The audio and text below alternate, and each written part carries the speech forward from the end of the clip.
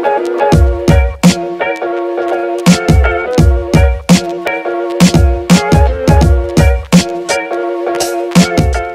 semuanya, baik lagi di konten kali ini. Oke, sekarang Istai bakal jadi host alias MC, dan kita pengen bincang-bincang lepas aja sih sama narasumber kali ini. Narasumbernya kece badai loh. Boleh kenalan dulu nggak? Ya, bisa. bisa. Kenalan dulu Kak? Ya, siapa nih? Nama saya Dadang. Halo. Namanya Kak Dadang. Tapi bukan Haredang ya, bukan Haredang. Dadang. Oke, jadi kita mau ngobrol apa nih sama Kak Dadang? Kita bakal ngobrol tentang hak atas kota. Ini kita semua kan tinggal di kota nih. Teman-teman di desa juga kan tahu kota itu kayak apa, yang gedungnya tinggi, penduduknya banyak. Tapi kenapa penting sih kita membahas hak atas kota? Untuk itu sebelum bahas konsep ini lebih jauh, mungkin kita bakal sedikit ngobrol sama Kak Dadang konsep hak atas kota ini sebenarnya apa sih? Kan masih teman-teman banyak yang masih clueless kan? Banyak yang masih belum tahu maksudnya apa sih hak atas kota itu. Mungkin Kak Dadang sedikit penjelasannya. Ya, sebetulnya istilah hak atas kota itu merupakan tren yang terbangun sejak lama. Jadi mungkin tahun-tahun 1970-an itu konsep hak atas kota itu muncul, tetapi kalau trennya itu baru tahun-tahun 2000-an. Tapi perlu kita ketahui bahwa istilah hak atas kota itu dicetuskan oleh, bisa dikatakan sebagai sosiolog maupun filsuf dari Prancis, Henri Lefebvre, dan ada pun juga tokoh lain, seorang geograf namanya David Harvey. Dia juga punya konsep istilah hak atas kota. Tetapi meskipun dua orang ini memiliki cara pandang yang berbeda, tetapi benang merahnya adalah dia mempersoalkan tentang bagaimana warga harus memiliki kota. Memiliki kota yang dalam artian bukan kayak punya rumah banyak apa gitu. Punya rumah banyak, punya gedung, punya banyak modal dalam bentuk uang. Tetapi hak atas kota yang dimaksudkan oleh kedua tokoh ini adalah yang saya pahami. Kota sejauh ini dianggap sebagai ruang fisik saja. Semisal gedung pencakar langit yang menjulang tinggi itu, yang banyak jumlahnya, fasilitas semisal kayak taman kota, hutan kota, tiadanya pemukiman kumuh dan sebagainya. Pertanyaannya adalah apakah kota sebatas ruang fisik saja? Kalau kita mengacu ke dua orang yang tadi, dia menjelaskan bahwa kota itu bukan cuma ruang fisik saja. Kota itu merupakan sarana untuk berdemokrasi, dalam artian warga kota juga memiliki hak untuk mengekspresikan bagaimana kota menurut versinya masing-masing. Kan sejauh ini kota itu dilihat sebagai tempat tinggal yang dimana cuma pemerintah yang entah apa kepentingannya, dia mau membangun kota seperti apa tuh, pasti ada kepentingan. Nah, dalam konsep hak atas kota, warga pun juga harus memiliki berperan dalam mewujudkan kotanya. Jadi kota yang dilihat sebagai tempat ruang bersama gitu. Jadi nggak cuma pemerintah yang melulu mengatur kotanya harus gini harus gitu, tapi masyarakat juga punya hak untuk mau dibawa kemana kota yang mereka tinggali ini. Kayak begitu sebetulnya. Kan begitu standar-standar pemahaman kita mengenai kota secara awam. Padahal menurut Lefebvre maupun David Harvey itu enggak seperti begitu sebetulnya. Oke. Karena ruang bersama kota ini. Kalau gitu, ini kan sekarang lagi pandemi ya Kak. Ini pandeminya juga nggak cuma hampir lah di semua kota lah, bahkan di Indonesia itu rasakan pandemi ini. Mungkin kalau misalnya dikaitkan sama konsep atas kota, keadaan kota sekarang tuh gimana sih Kak? Nah, kalau mengacu sama hal yang tadi saya jelaskan, kalau kota ini dilihat sebagai ruang fisik maupun ruang sosial yang saling berhubungan satu sama lain dan saling berpengaruh, kita kaitkan dengan konteks COVID yang dimana sejauh ini menurut pemerintah COVID itu ada sehingga menjadi alasan kenapa status darurat kesehatan itu diberlakukan. Nah, konsekuensinya kita lihat sekarang ini segala hal serba dibatasi. Iya, terbatas. Semisal kita mau pergi ke fasilitas kota, semisal kayak taman, kita dibatasi. Secara jumlah harus pakai standar-standar protokol kesehatan seperti yang pakai masker, apalagi namanya, yang kacamataan itu. Face shield gitu. Nah, face shield. Dan apa namanya? Kita langsung dibuat shock akan keadaan ini. Kenapa begini? Sehingga kita tidak merasakan kayak bagaimana ini sensasi menikmati kota seperti dahulu-dahulu kala. Nah. Dan semua pembatasan, larangan, dan apapun itu yang berkaitan atas nama untuk keselamatan kita agar kita tidak terjangkit virus, itu dimiliki semua oleh pemerintah itu. Oh iya, dikendalikan kayak gitu ya? Dikendalikan semua tuh. Jadi apapun itu yang apapun yang berkaitan tentang COVID itu, ya pada ujungnya akan kembali ke pemerintah. Cuman pemerintah bisa memutuskan apakah ini boleh dilakukan atau tidak atas nama keselamatan tadi yang saya bilang. Iya. Jadi orang langsung berpikir sebetulnya ini bukan kita ini sebetulnya tidak takut sama persoalan COVID-nya, tapi karena kita dilarang sama pemerintah karena alasan COVID. Jadi berbeda kita tuh. Beda konteksnya. Beda konteksnya itu. Oke. Nah, bagaimana kita sebagai warga,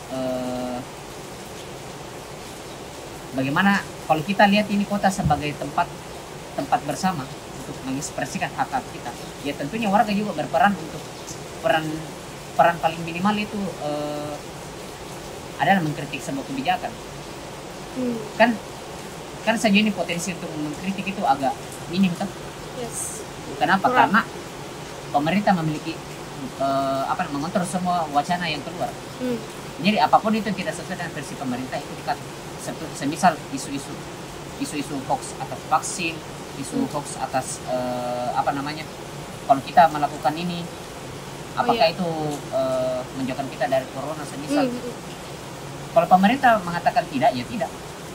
Padahal kita juga punya hak untuk menyatakan pikiran kita tuh sebagai warga kota bahwa ya kita pemerintah mohon untuk tidak mengontrol semua wacana yang beredar. Kita juga punya hak untuk menyatakan itu.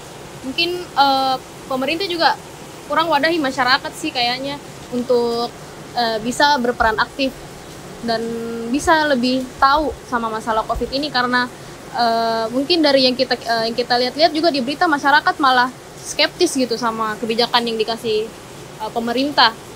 Belum lagi kan pasti kakak juga tahu kalau banyak sekarang orang-orang yang di PHK, mungkin dipecat, banyak yang usaha-usaha yang akhirnya gulung tikar gara-gara pemasukan mereka itu selama COVID berkurang. Ya semisal contoh itu tuh, kita coba uraikan bagaimana kaitannya dengan hak atas kota. Beberapa ribu buruh di PHK selama kurun waktu bulan April sampai sekarang. Karena pemasukan dari perusahaan itu minim. Karena persoalan pembatasan sosial tuh yang berskala besar. Nah, kalau di PHK otomatis dirumahkan. Nah, sedangkan kalau kita di rumah baru kita disuruh cari kerja, ya bagaimana caranya? agak lucu tuh. Kita mau makan apa juga karena bantuan dari pemerintah juga kayaknya enggak semua rata gitu masyarakat dapat. Jadi wajar saja jadi jangan salahkan rakyat kalau warga ketika kenapa membludak ini jalanan ini karena aktivitas kerja yang agak aneh di tengah-tengah pembatasan sosial. Karena pemerintah sendiri yang buat kita harus melakukan demikian secara tidak langsung. karena kita dilarang disuruh di rumah terus tidak ada jaminan sosial yang diberikan tuh. Jadi wajar kita keluar gitu. Iya. Untuk setidaknya cari makan lah buat sehari-hari begitu. Terus kan sekarang dengar-dengar mau ada vaksin, tapi kayaknya pemerintah itu malah semakin kesannya menakut-nakuti kalau misalnya kita sering keluar, sering beraktivitas di luar rumah, malah bikin angka COVID tuh naik kan sekarang ini. Dan apalagi di menjelang akhir tahun, dan ternyata yang saya lihat juga banyak fasilitas-fasilitas kota yang ditutup untuk batasi kegiatan masyarakat di akhir tahun. Padahal kan mungkin tadi kakak bilang ada haknya masyarakat untuk nikmati fasilitas kota, mungkin misalnya kayak pusat perbelanjaan atau taman, pokoknya ruang-ruang publik yang sebenarnya harus dimanfaatkan sama masyarakat. Mungkin menurut kakak kayak apa sih kurangnya pemerintah ke masyarakat untuk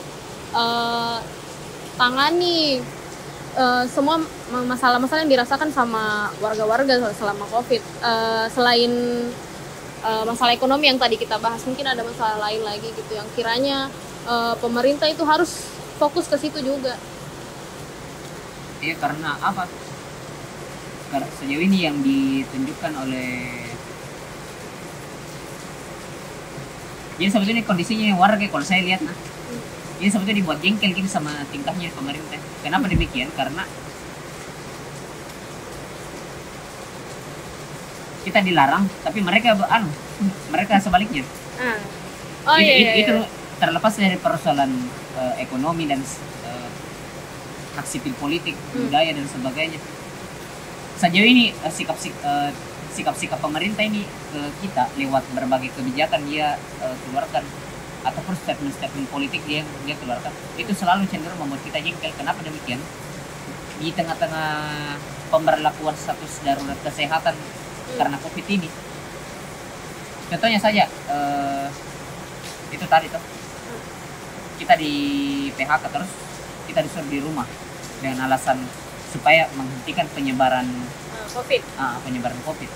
Tapi di sisi lain tidak ada jaminan yang diberikan nih. Jadi sebetulnya maunya apa ini? Iya juga, karena kalau misalnya di rumah juga terus mau makan apa gitu anak-anak juga gitu kan.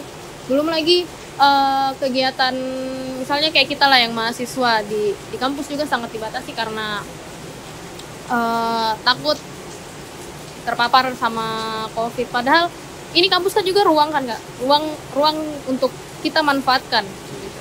Dan lucunya ketika kita disuruh di rumah, dilarang melakukan segala aktivitas yang dikatakan berpotensi itu. Terus pemerintah katakan beberapa bulan yang lalu pas awal-awal bahwa COVID ini tidak bisa disembuhkan tanpa vaksin ini. Nah, sedangkan ada orang sembuh ini tanpa vaksin pun juga. Iya. Jadi kan kayak apa? Kayak orang sebetulnya dibuat jengkelin dengan tingkahnya pemerintah tuh. Apa maunya sebetulnya? Kadang ini kayak apa? Kontradiksi kata-katanya, bikin bingung. Makanya segala hal yang berkaitan tentang cara kita untuk menikmati nih kota kita secara bersama itu sebetulnya agak tergerus gitu. Iya, agak miss sama definisi yang tadi tuh, yang hak atas kota, yang kita punya hak untuk ini malah dibatasi dengan alasan untuk menjamin kesehatan masyarakat gitu ya. Iya, kayak begitu. Padahal kalau kita perluas ini konsep hak atas kota, ya sebetulnya kota juga sebagai sarana untuk memulihkan kondisi psikis kita yang agak tertekan gitu. Semisal kayak sering di rumah terus. Jadi maksud dengan kata lain, refreshing juga merupakan hak kita untuk iya. Gitu ya. Hiburan dan sebagainya. Jadi kalau misalnya menurutnya Kak Dadang ini, penting gak sih masyarakat itu paham sama konsep hak atas kota, dan kenapa perlu? Kenapa demikian? Karena kalau kita kembalikan ke awal lagi, ketika kita tetapi ketika kita menganggap bahwa hak kita ini harus dikontrol lebih oleh pemerintah, ya wajar-wajar saja ketika terjadi penggusuran, kontradiksi kebijakan yang dampaknya kita yang cuman kita yang kena. Wajar saja terjadi itu. Oh, karena konsep yang tadi itu. Karena kita tidak paham bahwa sebetulnya kota ini merupakan hak milik kita ini. Iya. Secara besar kita yang kelola bersama. Jadi bukan cuman, jadi kita tidak sekadar objek dari kebijakan itu. Kita juga subjek dari kebijakan. Kita memiliki peran untuk mengkritik. Kita memiliki peran untuk mengorganisir kolektif untuk membangun aktivitas mandiri tanpa ada intervensi swasta ataupun pemerintah. Jadi apapun bisa kita lakukan. Nah itu sebetulnya yang ingin saya yang diharapkan tuh. Nah kalau sebaliknya terjadi ya secara tidak langsung kita aminkan itu segala tindakan pemerintah itu. Kayak ya udahlah biarin aja gitu, kayak dibiarkan saja terjadi tanpa kita juga. Sebenarnya mungkin adalah masyarakat yang kayaknya nggak bisa begini deh, yang kayak pengen lawan batasnya, lawan limitnya, tapi mungkin karena keterbatasan ruang dan masyarakat tuh mungkin kayak takut duluan sih kayaknya untuk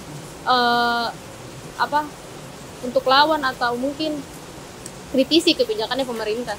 Nah sebagai contoh, semisal lokalisasi pedagang kaki lima itu di lapangan Karebosi. Kan itu pedagang kaki lima dulunya tuh waktu penghujung tahun 2018 sampai awal 2019. Itu awalnya tersebar di berbagai penjuru di pinggir jalan di Kota Makassar. Semisal di Veteran itu paling banyak. Iya. Jadi mereka dipindahkan itu dengan alasan supaya tidak mengganggu aktivitas jalan, supaya steril pinggir-pinggir jalan. Makanya kita lakukan lokalisasi. Oke, konsep lokalisasi sebetulnya bagus. Iya.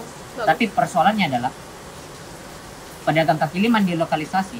Kalau kita lihat dari perspektif ekonomi itu, sebetulnya itu tidak sehat sebetulnya persaingan usahanya. Karena demikian, karena dari ujung dari sampai A sampai Z-nya itu penjual itu sama semua, menjual kopi, gorengan. Jadi tidak bagus kan persaingan usahanya tuh. Iya. Kalau ada yang beli di sini, tidak ada lagi di situ. Tidak ada untungnya. Nah, berbeda dengan konsep konsep lokalisasi untuk membangun persaingan usaha yang sehat, yang dilakukan di Bantaeng semisal. Memang lokalisasi dari ujung sampai pedagang kaki lima, tetapi semisal 1 sampai 3 pedagang kaki lima itu sama semua jualannya. 4 sampai 6 itu berbeda lagi. Semisal dari 1 sampai 3 itu jual minuman, 4 sampai 6 itu jual gorengan, selebihnya itu makanan berat dan seterusnya. Jadi mudah apa istilahnya, enak sharing ekonominya. Iya, variatif juga. Variatif jualannya tuh berbeda dengan yang dilakukan lokalisasinya bagus, tetapi ada satu hal yang tidak dipertimbangkan itu, bahwa kita juga butuh potensi pasar yang agak tinggi. Nah harapannya kita di pemerintah. Oh iya, yang punya kuasa gitu. Bukan sekadar menempatkan kita di satu tempat bilang begini supaya rapi. Tidak sekadar itu. Oke. Mungkin ini juga sih waktu yang masih awal-awalnya pembangunan CPI juga kan sempat digusur tuh rata-rata kayak nelayan di situ. Sempatnya juga baca-baca kalau sebenarnya kan mau dibikin ada rusunawanya nih buat penduduk-penduduk yang di situ, tapi ternyata nggak semua dapat. Jadi ada yang tinggal di dekat kolong jembatan yang di situ lah. Padahal mereka juga berhak kan untuk tinggal dan menetap di tempat yang bisa dikatakan rumah lah untuk bernaung gitu. Kalau menurut kakak gimana? Iya, karena orang yang ditempatkan situ dulunya seorang pedagang kaki lima cari usaha tuh. Jadi dipindahkan karena alasan lokalisasi supaya tidak kumuh. Oke, bagus, disediakan memang fasilitas yang lebih memadai tuh, yang seragam. Tetapi persoalannya adalah itu tadi, persoalan ekonominya bagaimana? Karena malah itu sih katanya nggak menentu juga penghasilannya mereka gitu. Sama pembangunan tol juga waktu itu kan sempat wawancarai juga orang-orang di situ, malah katanya turun pendapatannya semenjak pembangunan tol yang katanya mau jadi ikon di Makassar untuk tahun 2020 ini sih rencananya. Terus untuk supaya lancar juga jalan di Petaran yang selalu ramai kan dikasih tol kan untuk supaya lancar juga, supaya mengurangi kemacetan katanya. Malah mungkin kalau misalnya kakak lihat juga kayak nggak ada ininya gitu, nggak ada belum dikelihatan efeknya gitu loh sama yang diusahakan pihak-pihak terkait ini buat masyarakat. Salah satu kalau kita perlu usaha atas kota ya, salah satu hak warga juga menikmati jalanan yang bersih tanpa polusi dan ada pohonnya. Iya. Nah, kan begitu ada pembangunan tol dibangun supaya memperlancar arus ekonomi. Kan ini baku saling terhubung ini. Tol Petaran sampai Insinyur Sutami. Iya. Jadi yang nikmati di atas itu pengguna mobil roda 4. Nah, sedangkan yang dibawa adalah jadi rejim pembangunan sekarang ini selalu mengedepankan hal-hal yang sifatnya fisik itu. Nah, sedangkan kalau kita lihat kota secara luas, ya kota itu bukan sekadar fisiknya saja, tapi ada juga aspek sosial, sebesar aspek ekonomi, aspek psikologisnya bagaimana. Jujur banyak, makanya wajar saja banyak dari kita kafe ataupun tempat-tempat publik di Makassar itu selalu selalu membawa sensasi pedesaan. Nah, kita mau tinggal di kota, tapi kita mau rasa sensasi desa, jadi absurd kondisinya tuh. Nah, di situ tanda bahwa ya warga kota pun juga memiliki hak untuk menikmati kota agar tidak menjadi beban psikis keseharian gitu. Iya sih. Kan banyak orang berpikir begitu. Macet pun orang bisa stres gitu loh ya Kak. Jadi sebenarnya penting juga untuk masyarakat kayak kita ini pahami haknya kita di kota ini apa gitu. Bukan cuma kita nikmati ruang-ruang yang dikasih sama pemerintah, tapi bagaimana kita bisa membangun kota ini ya kan yang tinggal di kota kan kita juga gitu kan, maksudnya bukan cuma pemerintah saja. Jadi mungkin sedikitlah penutup dari kakak untuk pembicaraan kali ini apa? Kalau dari kakak apa nih? Simple aja. Iya. Apa namanya?